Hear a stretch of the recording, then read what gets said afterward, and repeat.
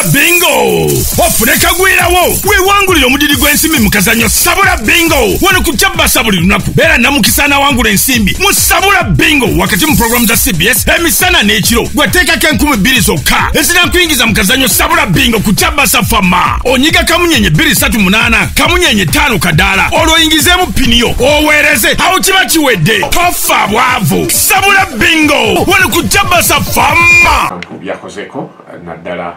mu nkolagana ya America n'amawanga amalala twogedde ku Ukraine obadde oyogera ku nsonga ye Gaza yesebo doctor nti Trump ate n'abitabula bw'agamba nti ayagala kuzimba Riviera y'Abawarabu agibateera awo e Gaza naye nga y'Abawarabu naye nga y'Abamerika ye irony erimu kubanga ku liyanja eryo tulinako Riviera 2 ey'Ebufaransa n'ey'Italy kati ayagala kuteekawo yakusatu y'Abawarabu agita y'Abawarabu naye nga banyini bagenda kubeera baki Amerika kati abantu abasaba obakunukiriza mu bukadde obubiri abalina okuwangaalira e Gaza ayagala mbu baveeyo bagende e Jordan bagende e Misiri abalala basaba n'okugenda e Lebanon kakati ekyo kizibu nnyo okumatiza omupalisitayini yenna nti muzze mubasindikiza kubajjukira abantu abasinga kati boolabwa ne Gaza bazaalibwa mu nkambi z'ababundabunda nga babagobye mu bitundu byabwe mu West Bank ne mu bitundu ebirala olwalowoosa nga Isirayiri kati n'akawugiro ke basigaza obagamba bakaveemu kati ekyo ne kifuuka omukooso ogw'amaanyi mu kafube w'okuleeta emirembe mu kitundu kino olutalo luno yasuubiza nti lujja kuggwa naye ekyamazima lweyongedde bweyongeze nti ne ceasefire etandikibwawo ngajja wetwogerera bagivaamu dda emmundu neddamu okutokota e Gaza abantu abafudde bukya Trump ajja mu nnaku 10 basaba mu 12 kubanga n'ebyokulwanyisa Biden byali ayimirizza olw'okusika omugwa kwe yalina Netanyahu ate Trump byonna yabitadde so naye ng'ensonga naye baddewo nnyo mu ddiiro mu White House ensonga endala ebaddewo mu ddiiro y'olutalo olw'e Yemen Biden agenda okgenda ng'olutalo lulinga olukonyi ku ludda lwa Amerika jjukira Saudi Arabia nazo ne zikendeza ne balina coalition yaabwe kasita abahuthi abafuga Yemen batandika nabo baweereza ebikompola amaanyi ne gagenda nga gakendeera so olutalo lubadde ng'olukonyi era amaanyi ge tujjukira ag'abahuthi kuweereza bikompola ate eno mu Isirayiri olw'obulumbaganyi obw'e Gaza kati Trump bwe yazze ate n'azuukusa olutalo lwa Yemen ku bahuthi ng'ennaku z'omwezi 15 omwezi ogwokusatu ekikwekweto ekipya ekya Trump ekya Operation Rough Rider lwekitandika mu kikwekweto kino Amerika yakakola ennumba ezisoba mu 200 okuva nga 15 Maachi mu kitundu kino ekya Yemen era abantu abasoba mu 200 be bakafiiramu n'olwekyo izo ebitundu ebisatu ebisinza okubeera ku mwanju mu foreign policy ya Amerika of course n'abalala mwe tuli bw'otunuulira nga tarifu zo zakutte ku nsi yonna ku Amerika mu byokwagala okuganyula mu byobugagga eby'omutaka kubanga jjukira waliwo abantu kyenjagala bategeere nti Amerika bw'egamba nti nzije obuyambi mawanga amalala tekitegeeza nti evuddeyo eva mu kye bayita soft diplomacy eddemu hard diplomacy kati raba kyezzeeko e Ukraine ndagaano yakuyiikuula bya bugagga kugamba bazze ngaba David Livingstone bwe bajja bakolvi Gerald Poto bakohen buterevu okusika ebyobugagga bye basobola okutwala njagala kuzaayira ku nsonga eyo yennyini etegeeza ki eri Russia kubanga Russia erina interest zeyagalire ekigirwanyisizza kati Amerika weefuna wekola endagaano eyo ng'egenda kuyikuula ebyobugagga mu Ukraine ne bakola ne Ukraine bye basuubiza kitegeeza ki eri Russia eneekomya kuba waliwo okuteesa okulina okugenda mu maaso Russia egamba yeetaaga ogutundutundu gwe yakatwala sofa ne Crimea Zelensky akyagamba nti tetuwaayo kitundu kyaffe n'ekimu kitegeeza ki kakati ku nkomerero ya byonna ekigenda okuba mu kitundu kye Donbass omuli Luhansk, Donetsk, agenda Zaporizhia n'ebitundu ebirala ebinene bye baatwala bagenda kukola endagaano efaanana ng'eye Minsk 2014-2015. Endagaano eyo Russia eyina okusigaza stake mu Ukraine naye ate ne Ukraine toyinza gigamba nti evuddewo. So wayina okubeerawo okuseeseetuka nti kyendaba ku nkomerero Russia esobola okugamba ebitundu bino ebina bisigadde bya Ukraine naye abantu abo balina federal okwekolera ku nsonga ezaabwe muli ne foreign policy kubanga jjukira mu federal ya bulijjo teri kitundu kye bakkiriza kwekolera ku foreign policy ebirala basobola obbiku ne police basobola ojjiku mu 62 Buganda yina police naye foreign policy tebasobola jjiku naye mukiri Russia kasitoji okkiriza ebitundu byo kubanga foreign policy ya bitundu ebyo teyina kyebeefiiriddwa kubanga n'okusigala nga yeewaŋŋamizaayo ate kiri very costly kubanga oyina capacity ebeerayo naye toyina capacity egoba buli muyeekera so ojja kubeera mu lutalo ebyeya n'ebisiibo so middle ground ebakolera ng'eyali eMinsk ekitundu ekitasobola kudda kyekyekulayimiya kyekiragala nti Trump mu kukola bino byonna gwe teweewuunya oba teweebuuza lwaki mu wiiki y'emu ate mwakiggumiza nti Crimea yagenda akola kino ekijja okusanyusa Ukraine naye ate n'ayogera n'ekigambo ekisanyusa Russia nti n'Omumerika kati akonyeemu sitampu kuba tewawadde President wa America yali akonyeemu sitampu bwaki nti ekyo kyaggwa Russia yakitwala kati Trump afundikira anenya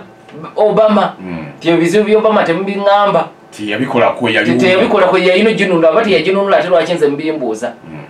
naye byabyogera ava Vatican kwogera na Zelensky ate n'amala n'okuvumirira Putin olw'ebikompola byasindika Kiev so ku nkomerero buli ludda lujja kuseeseetuka ku kitundu ekyo ekyobuvanjuba bwa Ukraine n'ekirala nti Putin kiki ekyamuleeta mu lutalo luno ekisinga obukulu ekyamuleeta mu lutalo ekisinga obukulu kwewala kuleeta NATO mu Ukraine kati ebbanga ly'olutalo luno limaze okujjawo debate eyo Ukraine tasobola kuyingira NATO so kati ng'oggyeko byonna ebijja okukkanyizibwako mu ndagaano naye ne Ukraine erina okulayizibwa nti teriyingira NATO so ebimu ku bigendererwa bya Russia ebe ebifunye naye n'Abamerika babifunye bayingiza amawanga amalala 2 agaali tegalina kuyingira NATO singa tewali lutalo luno Russia teyandikiriza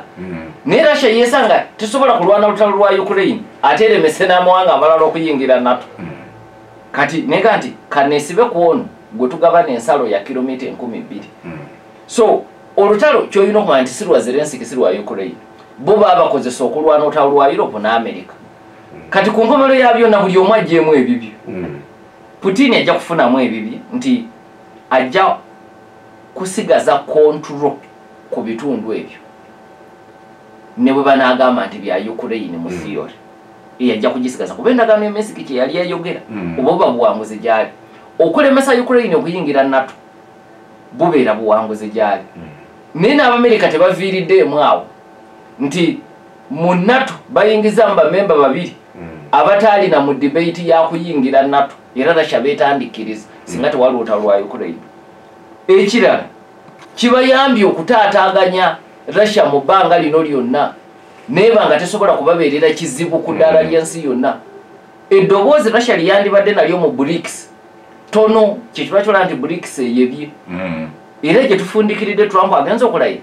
nga Putin kennyini yagambye nti afa ekigendwa kya BRICS si kulwanyisa dola nga reserve currency so nga ku ntandikwa kyekimu ku byali ebirooto kakati ate era ekisembayo mu bingi ebyokulwanyisa ebisinza okukozesebwa mu lutalo luno ku ludda lwa Ukraine oba bivudde mu Budaaki oba bivudde Poland bingi by'Abamerika so n'ensimbi bo bakoze mu lutalo luno naye ate ku nkomerero ya byonna kati bagenda gavana ebyobugagga eby'omutaka era nga bagenda ogavana nebyawa ne Congo. Kinshekedi Felix amaze okutuuka mu America ekimutudde kuteeka mukono ku ndagaano egemulira Abamerika bya bugagga bya mutaka nabo bamuwa obukuumi. Okay. Edakiika zezo biri butyali zulayo ku essaawa emukaaga ogwaleero ekibuuzo kyenjagala okusimbyayo ndeetemu ebibuuzo by'abawuliriza. Trump yasuubiza ebisuubizo bingi mu campaign. Ebisuubizo bino biki byakozeeko era bituusizaawa mu nnaku zino 10 ze twogerako? Kwayo kubanga bingi bikwatagana n'ensonga engazi ze twogeddeko. Ne bugamba ebyo Ssekinomu yasuubiza okukomya olutalo lwa Ukraine mu ssaawa 24. Ekyo kikyalo kusinziira ku kinnyonnyodde oli ategeera butegeeza nti awo tannafunawo kabonero kuba yiye we ssaawa 24 teri yazimuka. Yasuubiza nti agenda kuyimbula abantu bonna abaasibwa nga balwanirira ye kyayita obuwanguzi bwe nga Biden amomezi. Be bayita ba Jan 6th rioters abajja ku Capitol Hill ne beegugunga n'abapoliisi ne bafa mu kulwanagana okwo. Kati abantu 1500 abaali basingisiddwa emisango Trump yagibasonyiye. Kyokka ate n'abo abaali bakyattunka najo yalagira Justice Department emisango egyo gyonna giyimirire. Kakati Trump yasuubiza okuzza TikTok ku mpewo kubanga asanga ejiddwako. Mu America abantu abawera milioni 17 be bali ku TikTok. TikTok eyo amwanga mu Europe agawerako tegagikiriza nakozesebwa ku mikutu emitongole egya gavumenti. Kati America Congress 2024 yayise etteeka nga TikTok eyina okukola ebintu bibiri kuva mu America oba emigabo gy'Abachina egiguza amakampuni g'Abamerika. Era nsalesale yali wa 19 January ng'enkeera Trump alayira. January 19 n'atuuka nga Abachina tebakoze kino bagambye TikTok n'eggyibwako. Trump n'agezzaako bawa ennaku 75 ez'okwetereeza. Ennaku ezo 75 bwe zaaweddeeko nga nnyo ogwokuna guno naddamu n'abongerayo ennaku endala 75 nga bw'anoonya okukaanya wakati wa Congress n'Abachina ku nkola ya TikTok. So abantu bali emiliyoni 17 bateekwa okuba nga basanyufu nti kye yabasuubiza yakitandikirako ne batafiirwa kusanyusa kwe beesangako nga bali ku TikTok. Trump yasuubiza nti enkola ya IVF ejja kuba yabwereere ng'ali mu campaign. Era n'agamba nti IVF yenkola abasawo mwe baddira nga omukyala tugeze alemeddwa okuzaala ne bamuggyamu eggi ne balitwala mu laboratory ne baligatta n'enkwanso z'omusajja. Bamala ozigatta ne muvaamu ekinaafuuka omwana ne bakisitula ne bakizza mu lubuto ne kikulira omwo. Kati abakyala mu mawanga mangi balina ebizibu ebyokuzaala naye nga bw'okikola bw'oti asobola okulera omwana mu lubuto asobola okuza omwana naye kyabuseere. Kati Trump yabasuubiza mu campaign nti kijja kufuuka kyabwereere nti nja kuteekawo etteeka ku insurance companies ezigaba insurance ebyobulamu nga bw'osasulira kibakakatako mu bujjanjabi bwe bakuwa n'ekyo tukibalira mu bujjanjabi. Naye teyannyonnyola kigenda kukolebwa kitya gavumenti okuteeka ebiragiro ku kampuni ey'obwannannyini okuba nga terina ddembe kwesalira kuba kampuni ey'obwannannyini yalina eddembe ga nti gwe kazibwe sijja kukuguza inshuwa yange olina ebirwadde bingi. Kakati teyannyonnyola bwe kirikolebwa n'ekyo yakisuubiza. Kakati bwe kyangajja ensi emutunuulidde okulaba kyakola ku ekyo ekyamazima tewannabaawo nnyo kyamaanyi wabula nga 18 ogwokubiri yalagira yateekawo akakiiko kakole okunoonyereza ku nsonga eyo ku ngeri gikiyinza okukolebwa n'abawo ennaku 9 okumuwa alipoota. Kati tulinze Abamerika balinze alipoota okulaba oba esobola okuvaayo n'ebiragiro oba n'ebirowoozo Trump byasobola okuteekesa mu nkolo bayise executive order oba akuyiga babaka mu Congress. Naye waliwo awo olutalo kasibu ne mu Republican Party wanga jokera Republican Party yesinga obutagala gavumenti kweyingiza mu bizinesi z'abantu kino kirimu okuyingiza government muzirukanya ya business jukira ekikubye Obama Care yes kugamba nti insurance company ngefuna obuvujirizi bwa government tesobola kugoba mulwadde tiona ine birwadde bingi tetujja kukugoza insure yafu so ekyo nakyo kikyali aho kale tunzoga yakitandiseeko naye engeri gyayinza okukiteeka mu nkola nzibu ddala. Trump yasuubiza okufulumya ebikwata ku ttemu lya President John F. Kennedy eyatemulwa mu 63 kino yakituukiriza mu mwezi ogwokusatu mu masekkati awo bwe yafulumya ebiwandiiko ebiwera 8,000 naye temwalimu nnyo kipya kiri awo kiwuniikiriza nti kisanguddewo ebibadde bimanyiddwa ebitongole ku nfa ya John F. Kennedy naye ku lw'abawagizi yakisuubiza era ekyo yakituukiriza. Trump era yasuubiza okuggalawo minisitule y'ebyenjigiriza mu Amerika eyo yagamba nti tagyetaagira ddala. Ensonga ziringa bbiri lwaki ba Republicans tumala okuva obadde ogamba nti Trump oba ayagala okugyawo ekitongole ky'ebyenjigiriza ekyo kyali kisuubizo kya campaign minisitule y'ebyenjigiriza erina okuvaawo. Ensonga enkulu ziri bbiri. Ekisooka Trump ne bana Republicans bangi balowooza nti ebyenjigiriza bwina kubeera buvunaanyizibwa bw'amasaza si gavumenti ya Amerika eyawamu kubanga kyebayita needs za njawulo okuva ku ssaza okugenda ku ssaza kati tebakkiriza mu gavumenti ya Amerika eyawamu federal government okwewa obuvunaanyizibwa ku byenjigiriza ebya buli ssaza baga tekisobola nakukisobola era bo mu ndowooza yabe bagamba ebidibazi. Ekirala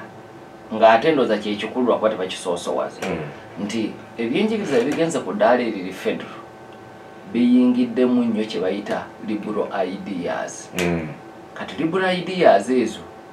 bufumbo bw'ebikukunyu n'ebirala kati ne batandika okuzisomesa abaana ne baziwagika mu bisomesebwa curriculum. Kati baga nti bwe tubizaayo ku masaza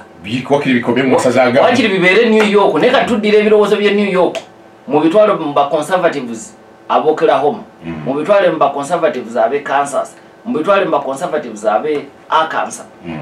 Kati ba Republicans baga nti aboonoonese kale waakiri tunaabaleka bo beekolera ebyabwe abatabyagala bireme kubeerayo. Era wabaddewo olutalo lw'amaanyi ku byenjigiriza n'ebisomesebwa wakati wa gavana Florida n'abaddukanya ebyenjigiriza era ku nsonga ze zimu. So kati kyekyo lwaki Trump ayagala ekitongole kino kiveewo. Era mu mwezi ogwokusatu yatandise kaweefube w'okukisattulula okusomozebwa kw'ayina nti okugirawo ddala kye bayita Department of Education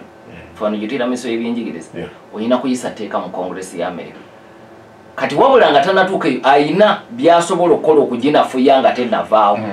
era wetwogerera yasaze abakozi baayo ekitundu kimu kyakubiri yamaze bba okubasala ekyo kyakisobola teyeetaaga Congress ya America. So ekyo yakikoze. Ekirala ayina egimu ku mirimu gyayo gye yalangiridde agenda giwa ministries endala. Kati ne Congress ne bw'enaamulemeso gijjawo ayagala kugifuula ky'obulenge naye bw'enaaba emuyambye n'emugoberera ku nkomero bagijjirewo ddala naye atandise n'ebyo by'asobola nga bw'alinda alabe oba Congress esobola okumuyamba okuggusa ekirooto kye. Ekirala ekisuubizo ekikulu kiri ku kugoba bagwira. Yasuubiza nti ayagala akole record ng'akola kye bayita mass deportations ezitabeerangawo. Ndowooza nti bw'ano ebyafaayo abikoze abo by'abantu 13,900 mu nnaku 100. Era kino ne kimuleetako ne mu kugugulana n'amawanga agawera. Erimu ku nsi eno yagugulanye n'omukulembeze w'eggwanga lya Colombia Gustavo Petro. Jjukira abantu be yasooka okutikka ku nnyonyi n'abaleeta.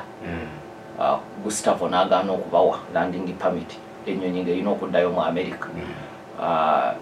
N'alangirira obukwakkulizo obw'okumuteekako ne boogeraganya n'agaaka nsindika ennyonyi yange ey'amagye ebaleete naye baleme kuleetebwa nga basibiddwa ku miguwa. Trump omwani ngenda nakussaako tariffs za 25% nakakkana. Muganda aga nti akusinga akubya bwogote wetwogerera Gustavo Petro yakakkanye kati ennyonyi yazikiriza ez'Amerika buli bezikwata nga bava Colombia abaniriza bwaniriza naye n'ekyenjegere n'Amerika yaseesetuse ekyokubaleetanga bonna nga bali ku njegere ekyo Gustave aga nti si bamenyi b'amateeka bantu badduka wano genda kunoonya bulamu bupya si nti bamenye mayumba g'abantu bazze mu ngeri essaamu omuntu ekitiibwa. Ekirala kya tariffs ekyo tukyogeddeko ndowooza oyinza kuwa 50-50 yazisuubiza azigezezaako newe tutuukidde olwaliro nga zisigadde kumpi ez'amaanyi ziri kumpi ku mawanga asatu Mexico, Canada ne China. Amalala fenna kyetusigaza ye universal tariff eri eya 10%. Kiyinza okuba tekinnamatiza bulungi eri bawagizi bebe yali asuubiza nti agenda kubeera mukambwe. Katulinde tulabe ennaku 9 zeyawadde wawe zinaggwako anaakyusaamu n'ava ku universal tariff eye 10 ku 100. Ebirala okuva yasuubiza okuva mu ndagaano kukwata ku butonde bw'ensi y'Obufalansa gye bayita Paris Climate Accord era yagivuddemu nga bwe yagivaamu ne ku kisanja ekyasooka kubanga yasuubiza okugivaamu n'agivaamu Biden n'addayo kati bwe yakomyewo era yavuddeyo tebakkiririza mu bya climate change bana Republican. Ayina ekirala kye yasuubiza nga kikwata ku bakozi okuggyawo emisolo federal income tax ku tip mu mawanga agakoze kya bulijjo bw'olya mu hoteeri bw'ogenda ku washing bay bw'eba emmere ya $10 n'oyongerako $2 nga zo yakozeeko era osobola n'okuzisasula ku kaadi ne ku alisiiti ne baziteekako naye kikakata kwoli ku nannyini kampani ensimbi ezo okuziwa omuntu ono obutazirya wano mu mawanga gaffe kizibu bweziteekako nannyini kirabo kya mmere ayinza oziyita ezize kati yeri kiri mu mateeka naye nazo zibadde ziggyibwako omusolo. Kati Trump abawagizi babali mu working class yali abasuubiza katono nnyo tubadde ku nsonga ki serabidde tubadde ku nsonga ya tip omusolo ku tip yagusuubiza nti ajja kugujjawo.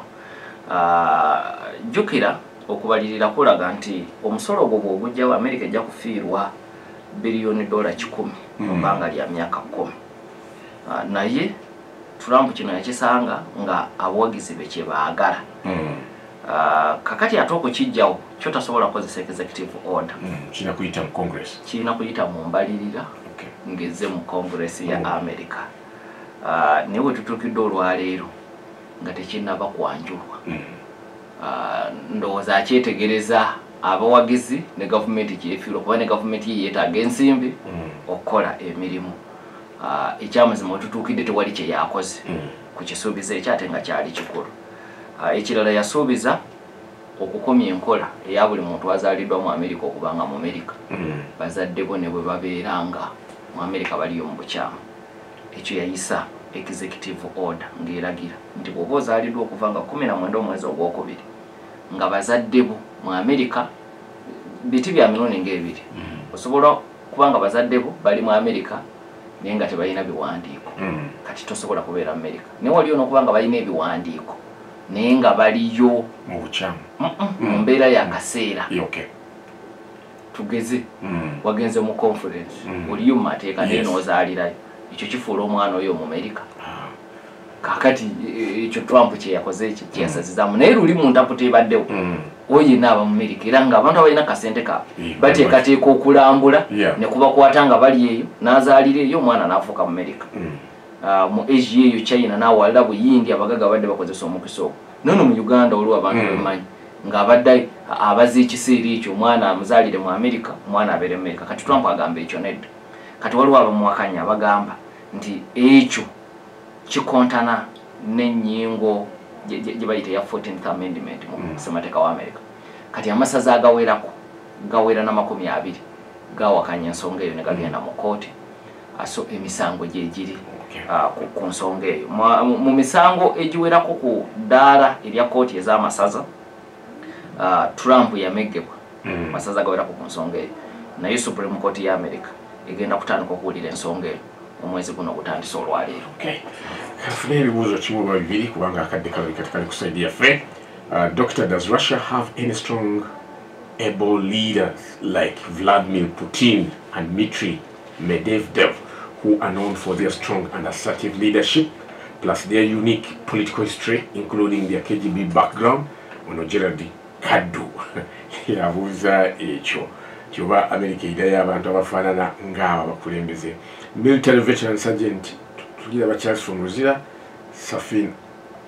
Okay, kali sitegedde kyogamba asosa abuuziza gye bali omuganda ganti abalungi endagala nnamu tezigwa mu lusuku so ne Putin teri yali amanyi nti gyali kubanga yali junior officer mu KGB naye Katonda bwe yamukwatamu n'asituka yafuuse Putin owalwaleero be yasikira okujja ku ntebe oba oli awo oli yandirowooza nti be bandibadde ab'amaanyi kuba bajja ne CV nga nzitono okusinga eya Putin so mu byafaayo abantu ate oluusi ab'amaanyi bafubutuka wotabasuubirira wane Tanzania Magufuli yakyusakyusa Tanzania mu myaka 6 mu lukalalo lw'abaali balina okusika okufuuka pulezidenti nga Kikwete asiibula yali wala nnyo Luwasa n'abalala baali bamusooka omukisa ne gumusembeza Luwasa bwe yafuna ebizibu bwe yazza ku opposition Magufuli najja yakola ebyafaayo mu myaka 6 so Russia abantu gye bali bangi n'olwekyo tekirigiza nti Putin bw'ava mu bulamu mwezi eno Russia ebeekomi naddala ku kiri kyayogeddeko ekyokubeera assertive ndowooza nti bino si birowoozo bya Putin ng'omuntu naye by'abantu bangi mu bakomunisiti abo kye bayita political bureau gye bali bangi abalina ebirowoozo by'ekika ekyo omwami wa Kabaka Ssalongo Sekalale Butaaya Martin ne Dr. Mwe bali kutuweereza kakati Trump ennaku 10 kyakulembedde America baganyuddwamu oba bakaabye bukaabi njagala Max yabaziwa yasuubiza ne byakoze. Martin ne Dr. Sam Kaziwe mwe bali kutuweereza nze Katabalwa webaza Haji Musa Gava Masaka Trump bw'ateeka amagye mu Ukraine ereba terufudde olutalo linaba terufudde international ndowooza agamba nga bakoze endagaano ne bakuuma ebyobugagga bwabwe mu Ukraine bakyategeeza ekigenda okukolebwa ku nkomerero kigenda kubeeramu okukkaanya kwa Russia ne America bombi olutalo luno balukooye luyina okuggwa ate buli omu nkulaza ayina byafunyeemu amawanga tegabeera na mpalana ziringa zaffe z'abantu amawanga gabeera na interests fe abantu tuba n'empalana nti gundi oyo yankola ekintu bwe kiti ne bw'alikola atya siri musonyiwa amawanga go si bwe gabeera ebigendererwa ebyabwe ebigendererwa by'ensi ebeera national interests waliwo ne Professor Senabulya Vincent agobeera sebo webale nnyo webalire ddala bagambye Dr. Werabidde okwogera ku kya South Sudan n'ekyamasomero ga Harvard University International Students era abastudent basasule ssente nze Eva n'abawanuka musaza ekibuzo kyose kitegedde Eva n'abawanuka tekibadde kiriya naye ID yetegeerekeka ali ku lutalo lwa Trump n'abantu abava mawanga amalala byonna tetusobola kubimalayo naye ekya Harvard nkisirinyezaako nti yabajjako n'ensimbi n'abateekako obukwakulizo buyitirivu era kati Harvard yagenda na mu kooti okuwakanya ebiragiro oba envumbo za Trump kuyo abakozi mu Harvard bagenda mu kooti ate ono Joaquim Sewufu ekiwanguzi kooki agamba naye Trump asobola okuyimiriza olutalo nga Putin akyaganye olutalo terusobola kuyimirizibwa ku ludda lumu kyekyo lwaki owulira ekigambo kye bayita ceasefire beetegeeza enjuuzi zombi okuteeka wansi ebyokulwanyisa so kati Trump kyanoonya so buli owula ekigambo ceasefire tekiba kya ludda lumu alright sebo Dr. Sibula batuwuliriza akadde keeko awangalisa abasajja mukkirize tukomyewo n'olunaku olwaleero ate ku mulundi omulala tubagaliza olunaku lw'abakozi bulungi 88.8 CBS FM